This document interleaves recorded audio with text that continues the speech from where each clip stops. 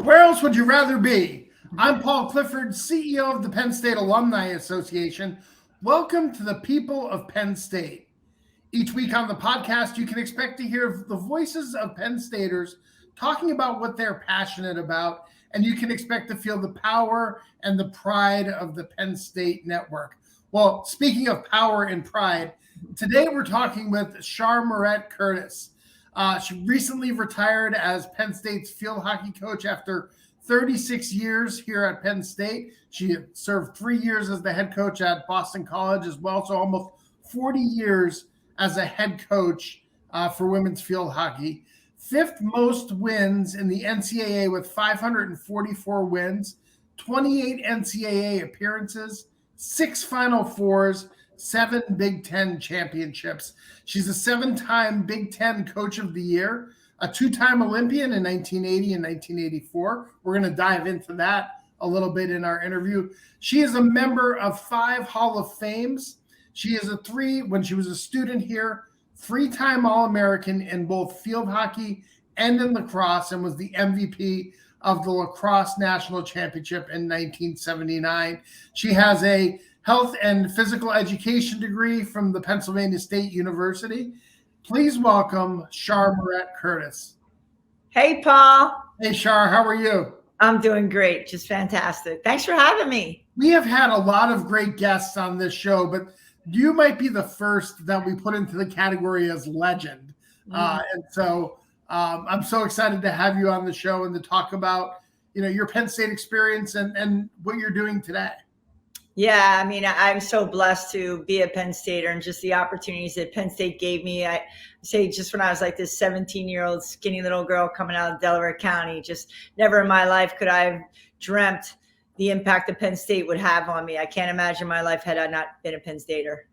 Well, let's do that. Take us back to that 17-year-old girl in Delco and tell us how you became a Penn State Nittany Lion.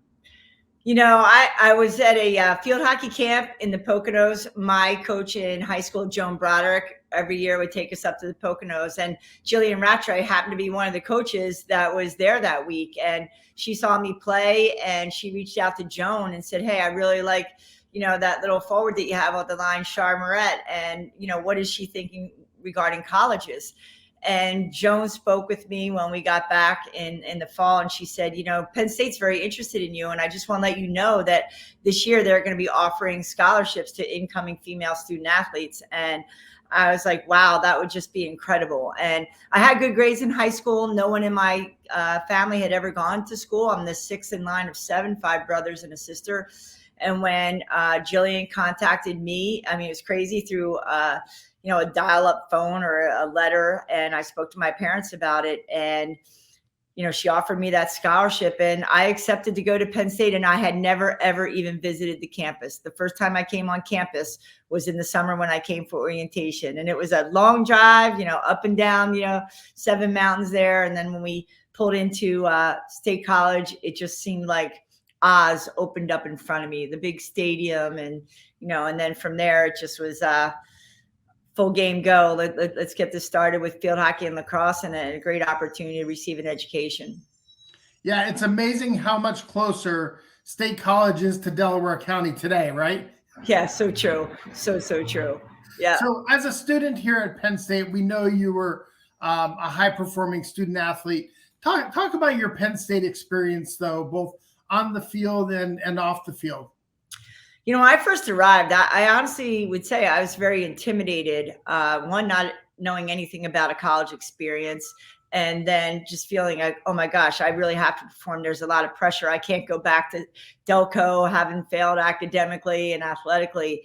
But, I just really always was a competitive person. I always knew to give like 100% effort in what I did. I mean, I took classes. This is the nerd that I was. I signed up for classes Monday through Saturday at 8 a.m. Okay. So obviously I was clueless about what college life would look like, but I was very determined and diligent about attending every class and just absorbing everything that they could offer me. The athletic community here between, my teammates as on the field hockey team and getting to know other, student athletes in other classes. I met Doug Peischer, who was a football player in my Health Ed 60 class. And we talked about that last week. So, right away, you were ingrained in this community of, supportive people.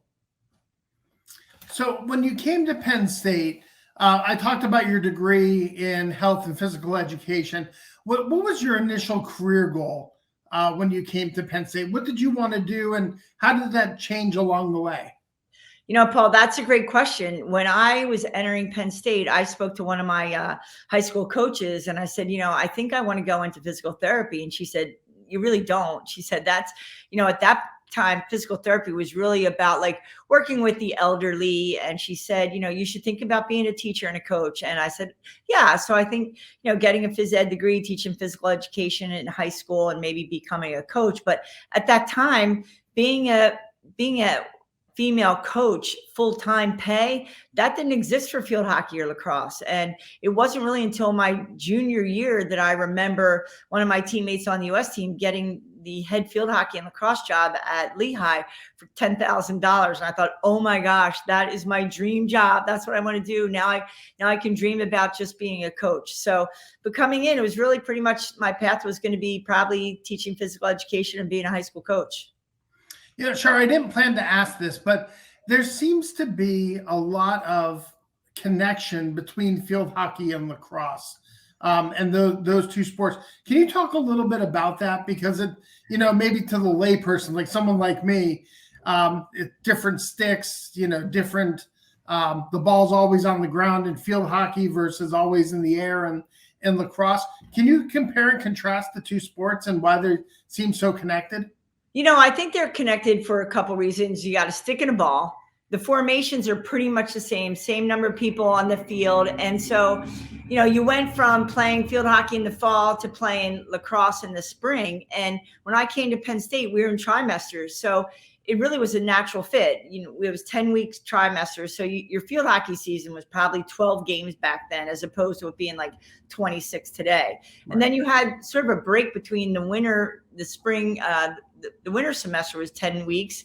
And then you got prepared for lacrosse, which was 10 weeks in the spring. So a lot of the female athletes did play both sports in high school, because a lot of us were from that Philadelphia, New Jersey area where, like I said, most of us, I played field hockey, basketball, and lacrosse in high school.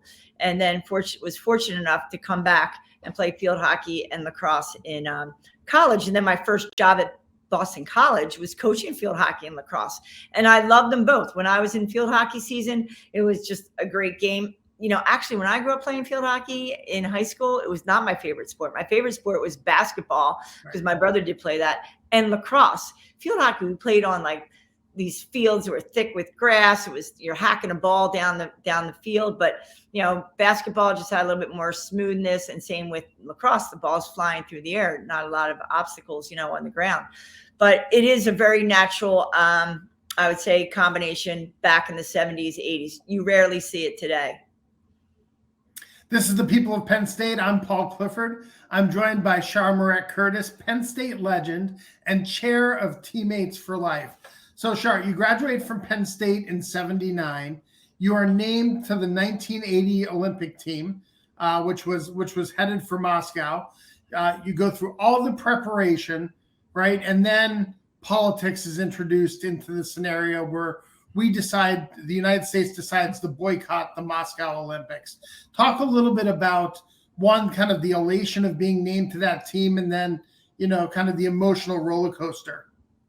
Yeah, I mean, this is such an emotional topic for me. Growing up, I really couldn't dream of being an Olympian. While I was active in a lot of sports, there wasn't really a path for me to get to the Olympics. And it wasn't really until 1978, when I was like a sophomore here, we went to the World Cup in Vancouver. And at the time, our U.S. field hockey team was ranked 11th in the world. So Moscow decided they were going to add women's field hockey as their new up-and-coming sport, which was ironic because they really didn't play field hockey in Russia. So we were so excited. So we knew we could qualify for Russia if we finished in the top 5 at the upcoming World Cup. And our coach, we prepared in Philadelphia, Vonnie Groh was our head coach. He was just outstanding. And we were always fit. And we traveled around the world trying to just become more competitive and better field hockey players. So when we went into the World Cup, we weren't ranked quite as high, and we finished third. So once we finished third in Vancouver in 1979, we punched our ticket to go to the Olympics. We were now going to be Olympians. And Bonnie picked the team shortly thereafter, so I was named to the team.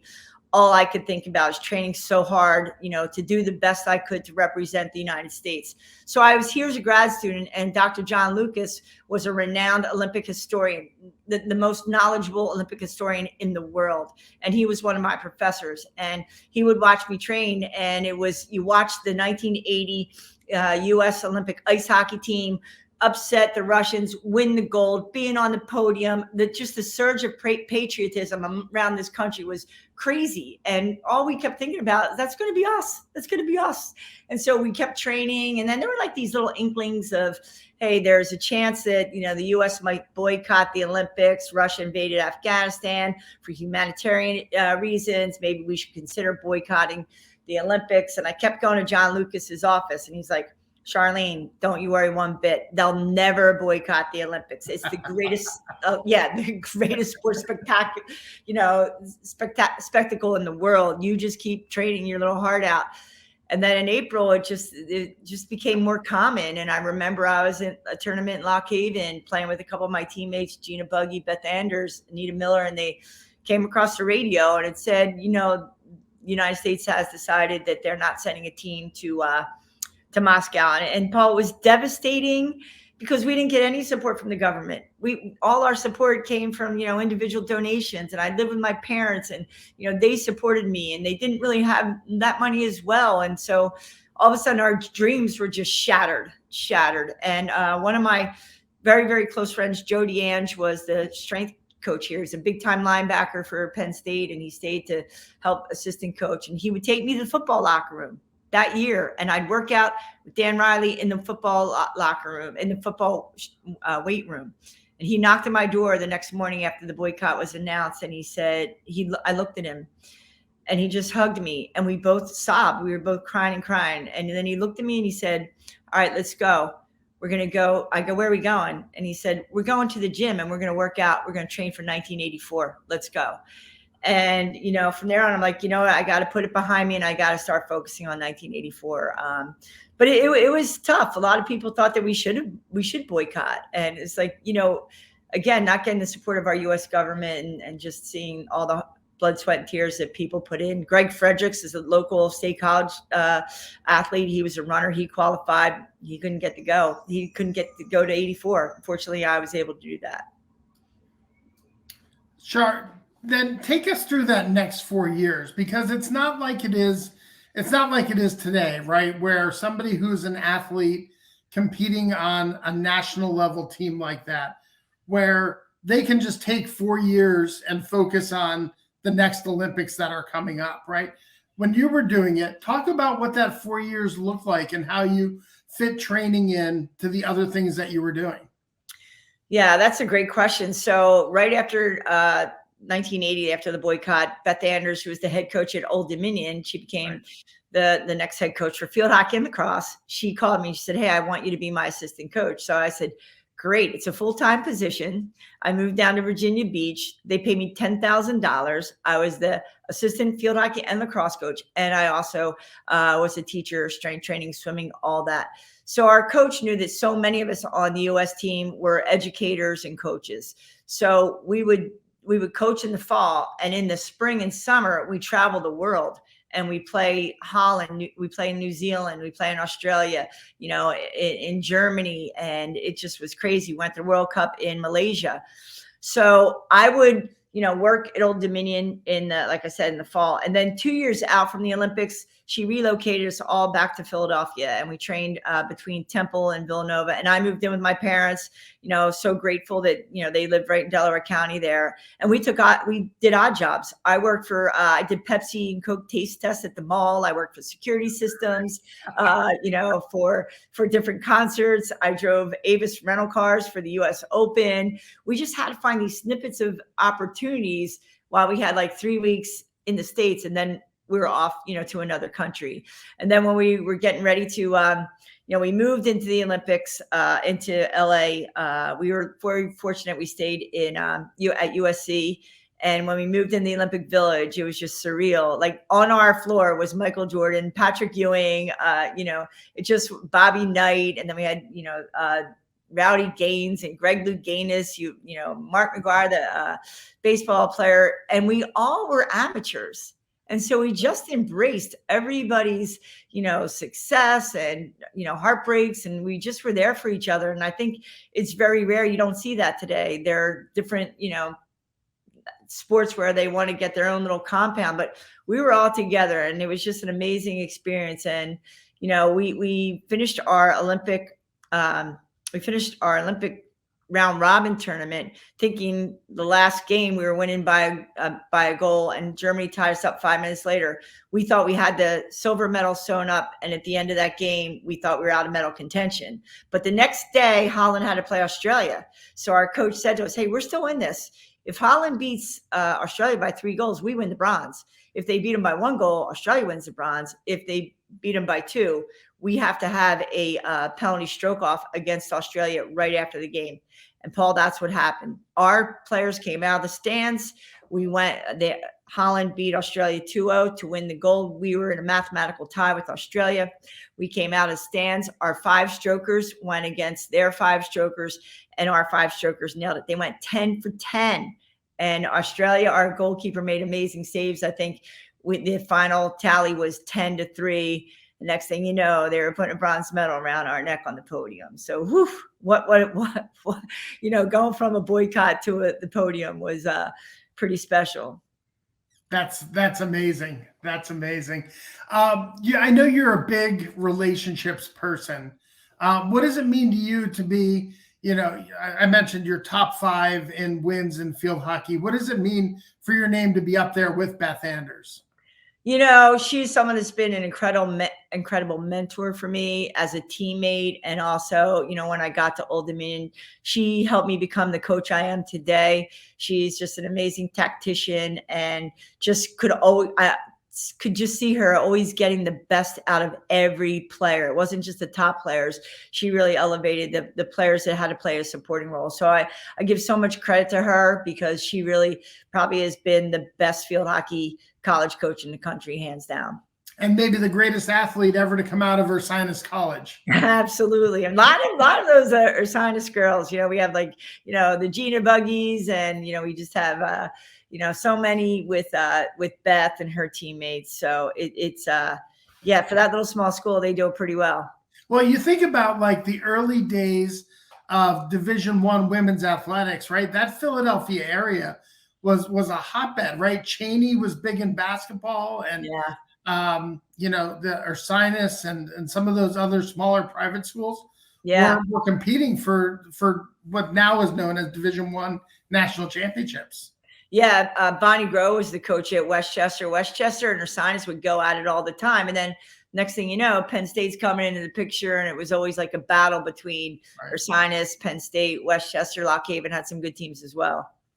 I mentioned that relationships are really important to you. We're gonna talk about that a little bit later, but one of the key parts to building culture within a program is to have strong relationships, right? Relationships built on trust.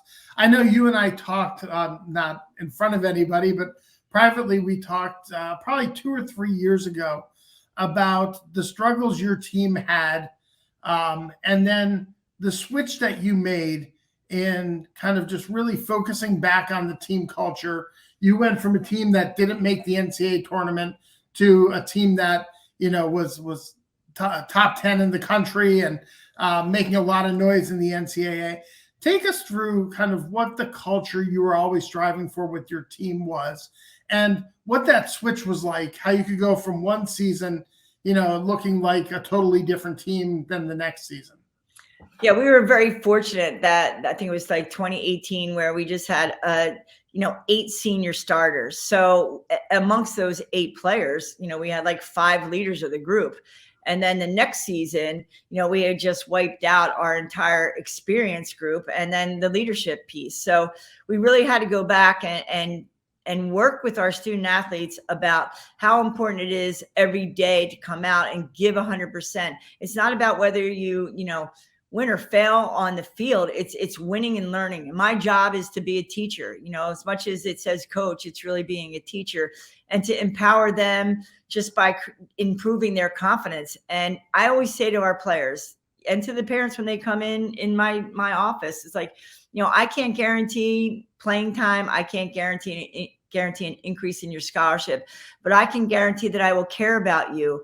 And you've got to make the others care about each other because it is a team. And while you might have leaders, you need to have good followers. And we really talked about what our core values should be. And it should be pride. And we would just ask them, what does pride look like? And they write it on the board, or they be in their little groups and talk about it. And then, what else do you think is very important? And they're like, respect for each other, the woman in the equipment room, whatever it is, your opponents, the officials, each other. And then, how about gratitude? Gratitude is huge. You are here because someone, gave you this opportunity and they continue to support you both academically and athletically, and then we've got to be competitors. That's, it is about winning. You want to get out there and you want to do your best. You're representing a university that gives you the top facilities, travel, whatever it may be, training table. And so I think once they understood how important those core values were to them as these young collegiate athletes, they started to come together and they would display those core values. You can't just talk about them. It's got to be actions speak louder than words. And, for me too, it's making sure that they're having fun. Take the pressure off them. I'm going to challenge them when we set up practices. LB's been with me 29 years and she's doing a great job now, but she played for me. So she knew what it was like back in the day to come out and be a competitor and care about your teammates.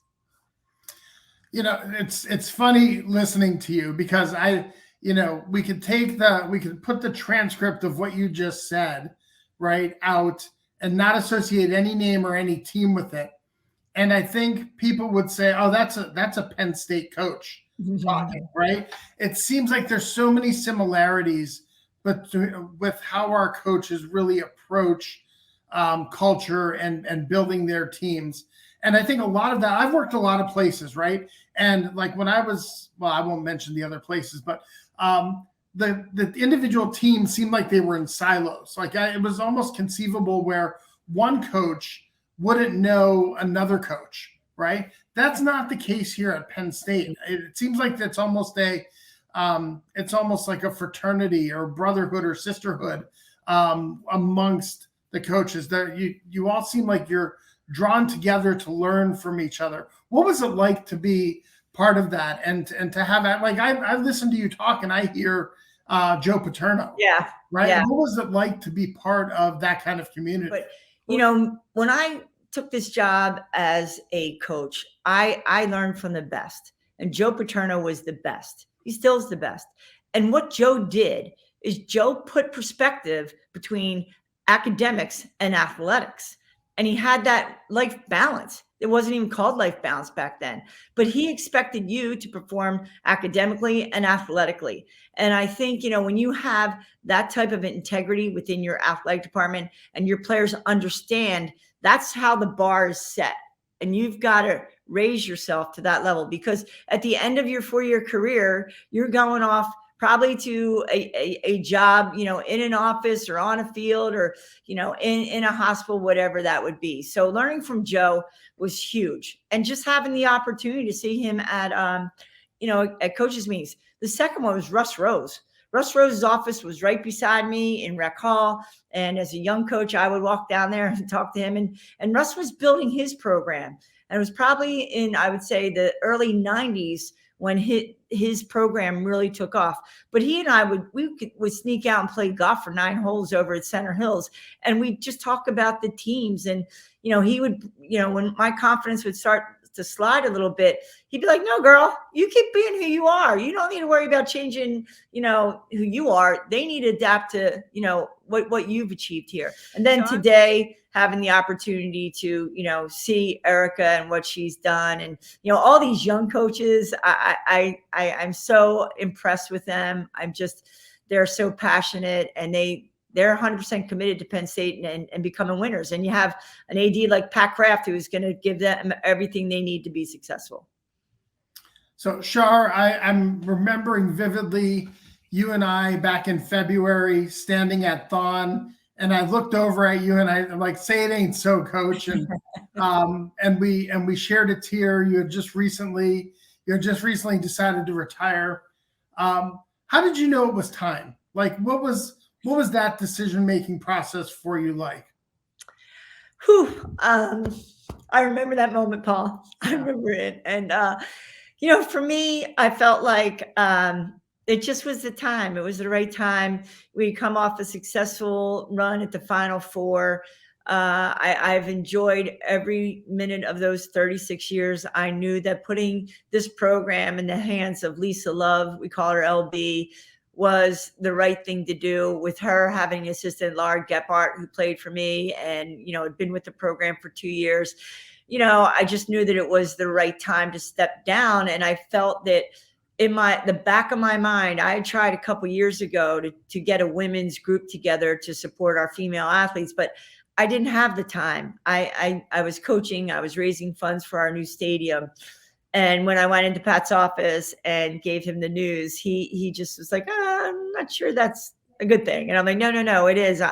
He goes, okay, well, now you're going to come work for me. And I said, perfect. I know exactly what I want to do. And he said, what is that? I said, I want to start a women's athletics initiative. And he said, Char, you embrace it, go for it. You've got 100% of my support. So, I knew that there was going to be something that I was moving into. And how blessed am I that I've gone from leaving something that I loved and was passionate about to moving into something that I love and I'm passionate about. And I'm just so grateful to Penn State for giving me that opportunity as a student athlete, as a coach, and now to give back to the program, with developing teammates for life. I want to talk about teammates for life in just 1 second, but I want to stick with legacy, right? Humble people like you don't think about legacy, don't think about what am I going to be remembered for, right? But there's certainly the wins. There's a lot of other things, championships and coach of the year and all that thing that I think are part of your legacy. But I would say probably your biggest legacy is that the 4 women who are leading your program all played for you. And so what does that mean to have LB and Laura and Ayla and Amanda in the positions that they're in, knowing that you've had an impact on putting them on a course to pursue their dreams? Yeah, they all care about the program, and they've all felt the pride of this program. And again, it goes back to like those core values. They're grateful for the opportunity. And, coaches will say, surround yourself with, people that are going to make you better and the program better. And that's who these 4 women are. And, they bring something different. Ayla as a goalkeeper coach and just her calmness, and then Amanda just has experiences being like a U.S. player and just, again, growing up in this community and really relating to the players and keeping things light. And Laura is a tactician, and she, Shire's Honors College, same thing, played U.S. and has an amazing hockey mind. And then you have LB, who has all the experience, more experience on the sideline than those 3 put together. But again, they've watched LB, and LB just, she's the cherry on top. She is the tactician. She is the one that can motivate the players. She's the one that can hold them accountable and have fun with them as well. So there's so much pride there. And the first game that I could not attend, it was at Virginia, and I watched it, and they panned the sideline, and on the sideline for Virginia was Annie Sienkiewicz, and I just started crying.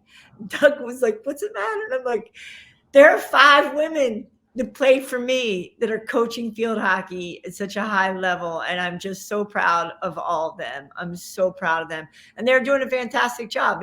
They've lost significant players from last year, but they keep growing. I was at practice yesterday. They're getting better. They're ready for the weekend. Big win against Ohio State, last Friday to kick off the weekend. But, they're going to keep growing. They know that it's important to keep teaching. And we just say winning and learning. So you talked about Teammates for Life being an initiative to support women's athletics here at Penn State. Talk a little bit more about the purpose behind that. Right. So, as I mentioned, this has been done at other universities, at UCLA, at Louisville, at Oregon, at Carolina. And I just was like, when I was going through some of their websites, I'm like, we can do this. I'm like, in fact, we can do it better. We've got a larger alumni base. I just really need to put this committee together that I can pull people in that have a different skill set for me. So after I said, Pat Kraft, this is what I want to do, I was like, okay, Charlene, now how are you going to do it? And I sat up in bed at 2 a.m. and I was like, Mary Beth Schmidt. I need to call Mary Beth. I knew all that she had done with her former company and, a PR company that she had started and retired from, and all that she had done for Graham Spanier's book tour. I got to know her when she was running for the board. And I texted her that morning and she was like, this is great. She said, it's not NIL. I said, no, it's really not. She said, I'm on board. Count me in. And then I knew that there was, Elizabeth King with her experience, being a former softball player, Lee Beard supporting, women's philanthropy at Penn State, Susan Robinson, and then we brought Mara Pilowitz in with career development. We have Tara Hohenscheld helping us, Brandy Stewart. And we just had this committee and said, okay, where do we go from now? What's the most important thing? And I said to them, the most important thing to me is building relationships. And that's what this is going to start with. And that's what it's going to continue. We're going to continue to use that to grow. But we have to start here on campus and in our community, because we have amazing leaders right on this campus, and Neely Bendapudi and, Marie Hart, and people in our community, Nancy Silva, Charlene Friedman. We have those women right here, Sue Paterno, Marilyn Mazza. We have those women right here that we need to tap into and help them understand what we want to create, because they can help us. And that's what we've done. Our first event social we had May 24th, and we had 90 women show up in Beaver Stadium. At the end of that event, they all raised their hand and said, I want to help. Not only those women, but the women coaches that we have here. I mean, Clarissa Carwell, like I said, Erica, and Carolyn Keeger, she was a big part and early on saying, Char, we've got to get a group of women in this community to help support our sports. And I'm like, you're right, Keegs, let's get this done.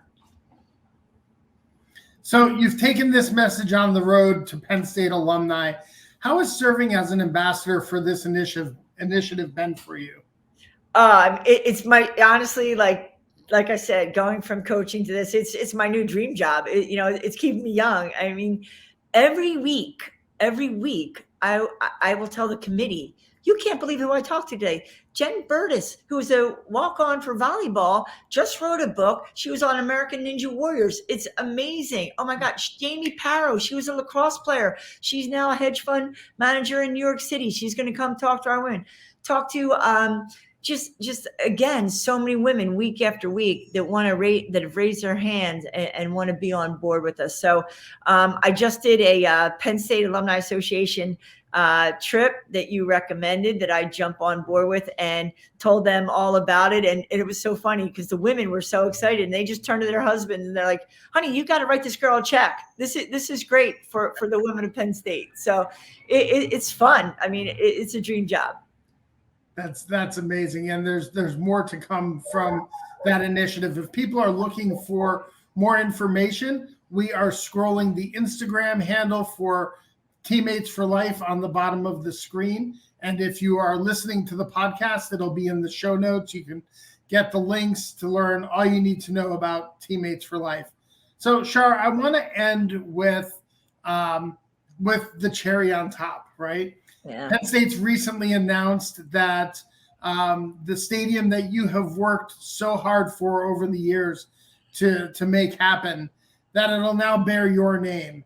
What does that mean to you, and all the work that you've put in here at Penn State?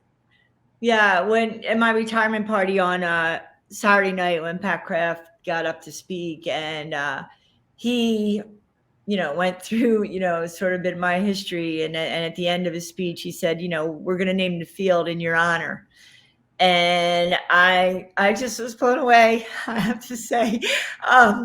I felt like I won the Oscar and didn't have my speech prepared. And it just was something that means it represents, the entire Penn State field hockey community. And I've been fortunate to be, on that field, not just for 36 years as a coach, 1 year as an assistant, 4 years as a player. So, it just, I don't know. I'm still like speechless, and I was speechless that evening. And I just need to thank everyone that, played a role in getting me here. Jillian Rattray, Della Durant, Marty Adams, Ellen Perry, those women, that gave me the opportunity and mentored me along the way. And to now, see the opportunity for me to move into giving back. I'm overwhelmed. Like I said, I was just overwhelmed, and I can't thank those people enough, like LB and Jody and the players that came back and spoke. Russ being there and just being, I was in Beaver Stadium when they announced it, and Joe Paterno built this athletic department. He built this athletic department, and to be at Joe's house, I'm just overwhelmed. It's amazing. It's generations of players from now are going to know who Char Morett-Curtiss was because they play on her field, and they're going to see the name there, and they're going to ask, well, who is that? Like, why is her name on the field? And just an unbelievable and well-deserved honor from Penn State to you for all that you've done in your time here. So congratulations for that. Yeah, thank you so much. Yeah, it's emotional. It's so emotional. I love this school so much. I'm so grateful, and I'm going to keep loving it till the day I die. So at the end of each podcast, we like to have a little bit of fun, right? It's called our lightning round. I'm going to throw some quick hitter questions at you. You just share the first thing that comes to mind. So first one, your favorite class at Penn State? My favorite class was probably, it was Tom Tate taught it. It was very difficult. It was applied kinesiology. Okay. And every test was 10 essay questions. Oh, wow. But it just motivated me to really study kinesiology because I knew that could play a role in, my future. But people are going to be like, wait, you picked his class to be your favorite class? That was one of the hardest classes, we ever had. I could have said ballroom dancing because that was a lot of fun. Sure. But I will have to go with, kines. How about a recent TV show that you've binged or podcast or book that you've read that's inspired you? Well, you know what? I'm always gravitating towards those coaches like a Mike Krzyzewski, what they did, a Vince Lombardi, a Joe Paterno, those types of books. How can I learn to be a better coach? So I would say they're the books that I've looked to read consistently throughout my coaching career. I'm an avid reader. My friend just gave me a book club of the month for my retirement, but I'm trying to think the last book that I read was oh my gosh, it was a period. I can't even remember the names. That's what's wrong. That's what's crazy getting older. Right. But I can't think of the last book that I read. Yeah, crazy. But I've got a book called Liberty that I'm looking to read. I love reading Stanley Tucci's book. It was about food. I read that just recently. So yeah, I'm all across the board. Yeah, I just read Leading with Heart, Mike Krzyzewski's book. So if you have not read that, that's one that I'd recommend. Yeah, Coach K and Joe Paterno, they're just built different. Right. That was a great when they were on stage together with ESPN did that's priceless. Absolutely. What is your most memorable game? The game that stands if they were to say this is a quintessential game in Char Morett's career, what is that game? I would say it was the game where we beat Virginia at Maryland in the quarterfinals of the NCAA tournament that launched us into going to the Final Four. And the reason that's so memorable is because we were down 2-0. And Jen Long, one of our premier players, was on the sideline with a tight hamstring. And we put her in at halftime. And we came back and we beat Virginia 3-2 to go to the Final Four. And then when we got to the Final Four, we beat Wake Forest in the semifinal game. And unfortunately, we fell to Carolina, in the finals. But I would say that was most memorable because the heart of the Lion came out in those players on that day. What is your most unusual We Are moment? You've traveled the world, right? A moment where either you saw a Penn Stater and you shouted out "We Are," or they saw you and recognized you as a Penn Stater and you got it. What was that most unusual one for you? There are so many, so many. One that I absolutely love is I took the team to Australia, and they were climbing the bridge that goes in front of the Opera House, and there are two sides to it. And so one half the team went up this way, one half went up that way. And I'm not going up. I'm afraid of heights. I'm staying on the ground. I'm good here. And they yelled to each other, "We are," and this side said Penn State. And I was like, they're true Penn Staters. I'm like so psyched about that. But I have to tell you, Paul, I listened to your podcast, so I know this question's coming. And so I just did the tour to Italy, Croatia, and Greece with the Alumni Association. And I got 12 Penn Staters in a little area down in a reception. And I made each and every one of them go through their "We Are" moment. Oh, that's great. That's amazing. Yeah. Besides field hockey, your favorite Penn State sport? That's a tough question. I love watching basketball because my brother played basketball. I love ice hockey, lacrosse. I got to say, they're definitely the ones that I would gravitate to. But now that I'm retired, I'm going to be at every game. One thing we're doing is we're taking this initiative on the road. We're getting our Alumni Association, Mary Beth, contacted the local chapters and getting them to the games when these teams are on the road. So we want to support them, at home and away. But, coaching's not easy. I appreciate every single coach and what they're doing today. It's a little bit of a different world, and God bless them that, they continue to grind. And your favorite flavor of creamery ice cream? I don't eat ice cream, but my husband is an alumni swirl addict. The first time he came to see me play, walked from my house in College Heights to see the team play, and I'm on the sideline. I look at him in the end zone. He's got ice cream on his face. I'm like, at least you could try to hide it, But he is an alumni swirl. We have alumni swirl on the refrigerator right now, freezer right now. That's amazing. Well, Char, I really appreciate you taking so much time and talking to us this morning. It's alumni like you who allow us to pass your story on to others that swells thy fame of dear old state. And for that, we're truly grateful. Yeah. Thank you, Paul. I can't thank Penn State enough for how they've impacted my life, changed my life, and just enhanced my life. It's amazing. Thank you. And you do a great job. You do a great job with this podcast. You really do. I appreciate that. Special thanks to our producer, Vince Longaro, who's pushing all the buttons behind the scene to make us look good and sound good. If you like this episode, I hope that you'll subscribe to the People of Penn State podcast in your favorite podcast app of choice. And while you're there, go ahead and give us a rating and drop us a review. It helps us to spread the word of all these great stories to other Penn Staters. If you're a member of the Penn State Alumni Association, thank you for your support. And if you're not a member, what are you waiting for? Go to our website at alumni.psu.edu, and you too can become a member of the world's largest alumni association. Thanks for listening and for all you do for the university, for the glory, and for the future. We are.